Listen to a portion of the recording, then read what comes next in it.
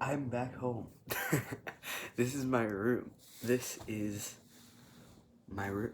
I'm back home for the holidays. I know I haven't posted in a long ass time, but there's good reason for that, which I'll get into. Um, yeah, I'm back home. I got back a week ago, and it's currently 10. I wanted to be sleeping, but I'm having a lot of thoughts and a little bit of an epiphany, so I thought I would share, because I guess we'll just get into it. The reason I haven't been posting is because I've been feeling like shit.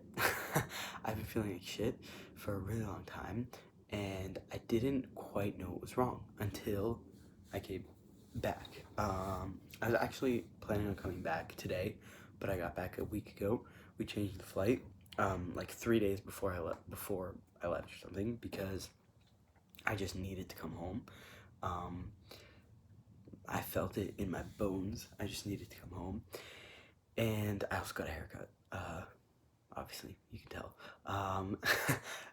I needed to come home. And I think what was wrong was that I've been feeling, basically, the the title of this video, the big parentheses that this is all going to be under, is vulnerability. What is it? How do you do it? What does it mean? Why is it necessary? All of that. I don't have the answers to all of those questions, but I'm figuring it out. And also, relationships, vulnerability specifically with relationships, because I guess you can also be vulnerable with yourself, and that's an option as well. But I feel like I'm pretty good at that, although it's been lacking. Vulnerability in every aspect has kind of been lacking the past few weeks, few months. Yeah, I feel like I forgot how to be a good friend, forgot how to be a friend in general, and I feel like I forgot how to be intimate with people. Not in a romantic way, definitely not in a sexual way, in a just friendship way, a human way. I feel like I forgot how to do that, because I think it's kind of a natural um, side effect of COVID, right? Like, we were alone, we didn't need to be intimate with anyone, especially not in person, and we all know being honest, intimate is way easier over text. Um, and I feel like I got quite sad. I'm still quite sad. I'm not out of this, but I'm figuring it out now. I think before I didn't want to make a video because I didn't know the reason for being sad, and that is very frustrating. Like, so frustrating. And now I feel like I know the reason. And sure, it's a little bit embarrassing to be like, I don't know how to be in relationships. I don't know how to do that. But I feel like a lot of people go through this, especially people my age. I'm 19, gonna be 20, not really soon, in like half a year. And I don't know. I feel like in your early 20s, it's kind of normal to think about, what does being in a relationship mean? What do I want out of relationships? Who do I want to be in relationships? How do they affect my life? Like, what do I want in terms of this? And I feel like the past few years, I've been quite on top of my relationship with myself. I've been quite, um, diligent about that, because I had to be. I was alone, COVID, and even not COVID, my transition and all of that. Like, you know, you got to be in touch with yourself, and that's good. It's amazing. I'm glad that that happened, because I feel like a lot of people maybe do that later in life, and I got to do that earlier in life. But because of that, I feel like I missed out on finding some parts of myself that had to do with relationships, or because at the end of the day, we learn about ourselves by interacting with the world, right? Um, there's only so much we can learn by being in ourselves, and I feel like I'm the type of person that is very in myself. It's easy to be alone, it's easy to be with myself, it's not hard, it's not complicated. And for the past 3 years, I felt like I could grow and also do that, which is excellent. It's amazing. And I did grow. I feel like I grew the amount that I could have being alone. I feel like now I've reached that, and that's why I think I've been frustrated and feeling kind of stuck the past 3 months. Even though I've been traveling, I've been in Paris. I mean, my life has not been bad by any margin, you know. But I feel like I get very sad when I feel stuck. Uh, yeah, and I think I felt stuck because I felt like I wasn't progressing. I wasn't learning anything new about myself, even though I was, but I don't know. And I think before I left, before I started traveling, I felt very secure in myself. I felt like I had achieved um, a certain stage of life that I enjoyed, that I felt like good and happy, like content deeply for the first time in my life, I think. And having that and then losing that is not a great experience, you know? Like, it's not. And it's not a great experience to realize that it's not going to stick around forever. Um, yeah. But I think I'm able to make this video now because I'm excited. I'm excited that I have something I want to work on now. I'm excited I have um, a direction that I want to go to make myself better, you know? I think there's a lot of work that needs to be done. There's a lot of work that I need to do, but I know what it's about now. I know why I was sad. I know why I felt certain things, why certain things are hard for me to do. Like, I know that I know what I want. I want friendships, deep friendships, people in my life that mean something to me, and I want to have the confidence in myself. I want to have enough of a cup that's full to be able to have those deep friendships, to be able to be vulnerable enough to create something meaningful outside of myself. Um, and I think that's special. I think that's really cool to be able to know, you know, to be able to realize that I, I now is when I am gonna start creating things outside of myself. Like, not even just friendships, but art and um, videos and just things that require vulnerability that maybe I thought I had before, and maybe I did have before, but I didn't. What am I trying to say? I think before, with being trans and everything that has to do with being trans, transitioning and all of that, it really forces you to turn yourself inside out. It forced me to be vulnerable with everyone around me. I didn't have to put an effort into it. It was something that needed to happen because these changes were outward. Um, Pronouns that needed to be changed, ways that needed to be referred to me, and all of that had to be communicated, and you know, it had to be shared. It had to be. There wasn't another way of going about that. It wasn't something that I could have kept to myself.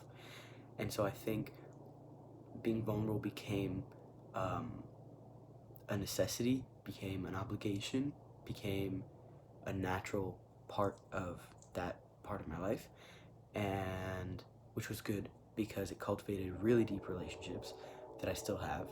Um, but I don't think I ever learned, or I think I maybe forgot, how to be vulnerable about things that I don't need to be vulnerable about, how to choose to show myself to people.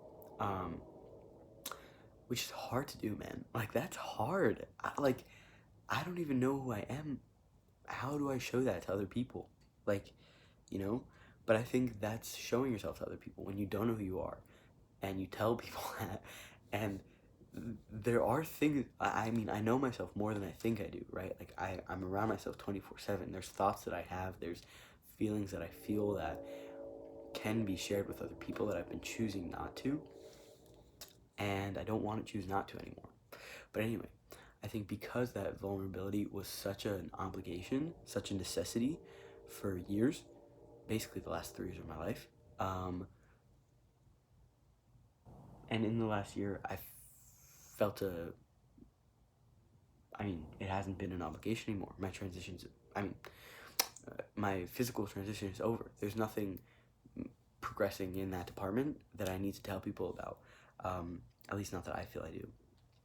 And it's been like that for about 1.5 years, ever since I healed from surgery, really.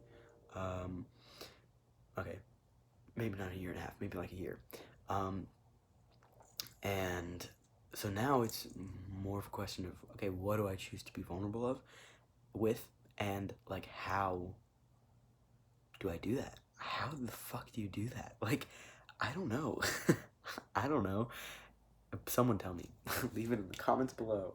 And I think it's also, when you're a kid and your mom, your mom tells you to do something and it's a good idea. It's a good idea. You should probably do it. It'll help you, whatever.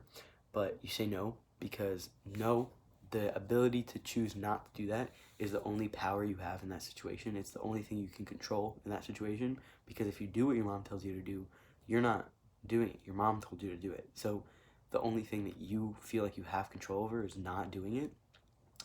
I feel like that's vulnerability with me, or a little bit right now, or it was for the past year. I feel like because I had to be, I didn't have the choice. I didn't decide to be vulnerable with being trans. Sure, I decided to come out, but after that, like, there wasn't really a choice. And because of that, now I have the choice. It's almost like, of course I'm gonna say no. It's the rubber band effect, right? Like, I stretched myself.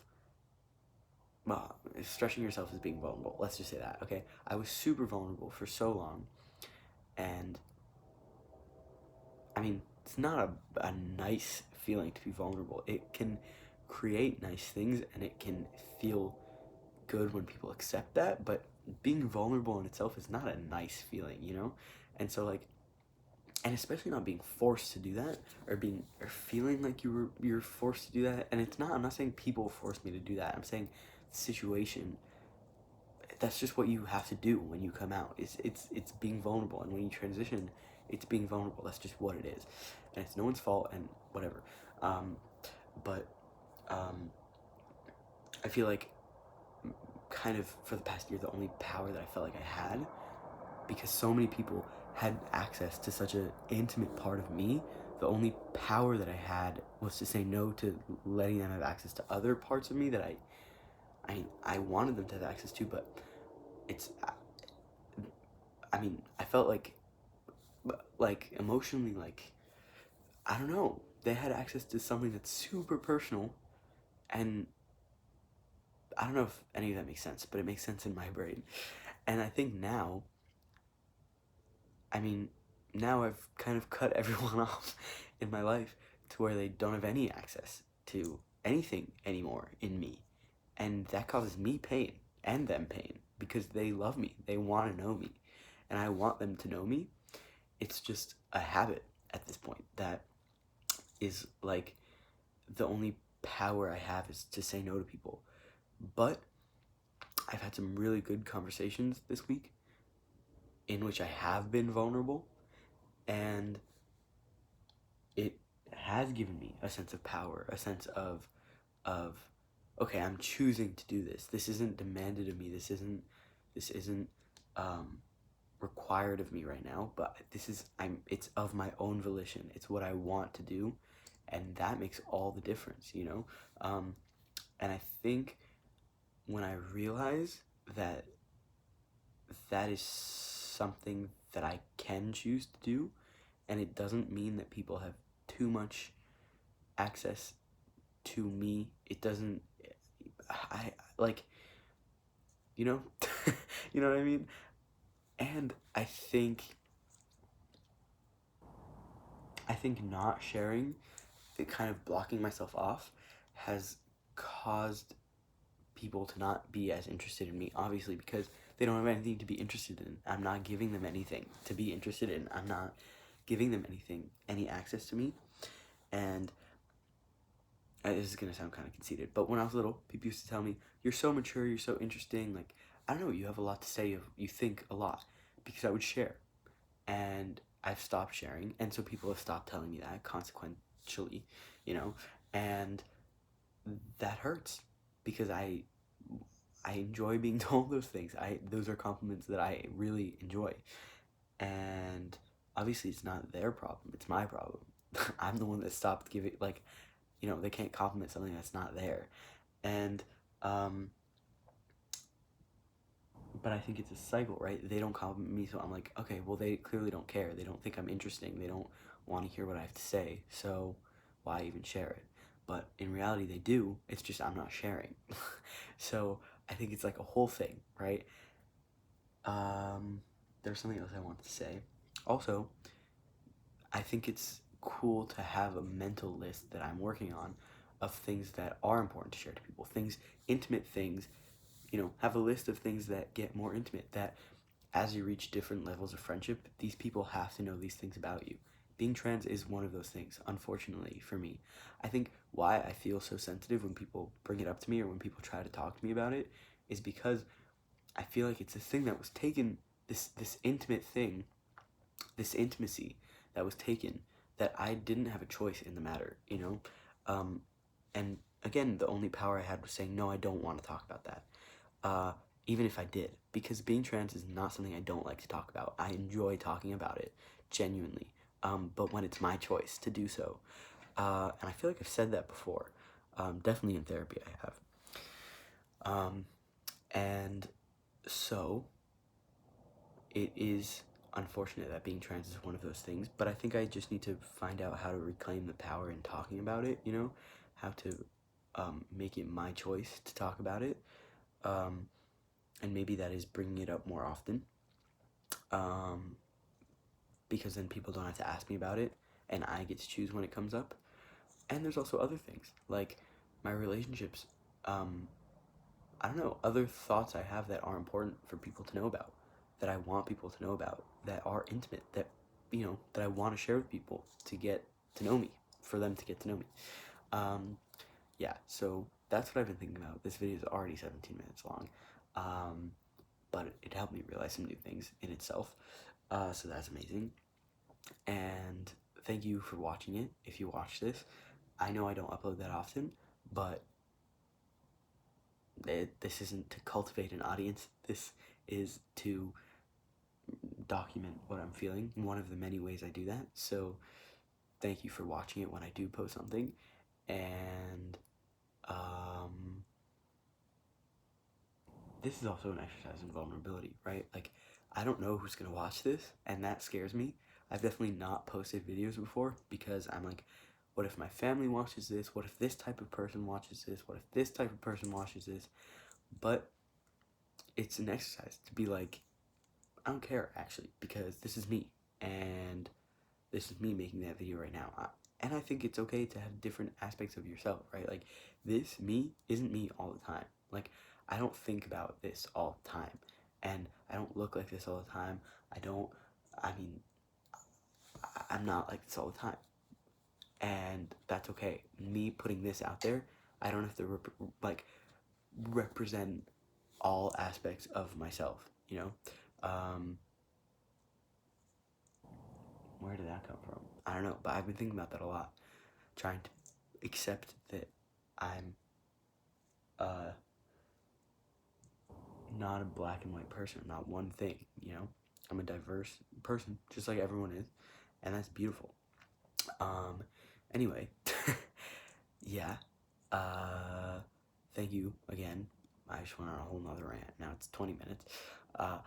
But thank you for listening, and thank you for watching, and I don't know, I hope you got something out of this. Cool. Yeah. Hope you like my haircut. I don't like it, but we'll wait until it grows out. I don't like it because there's nothing here. He took everything out of here. Why? Okay, stop. Cool. Until the next one.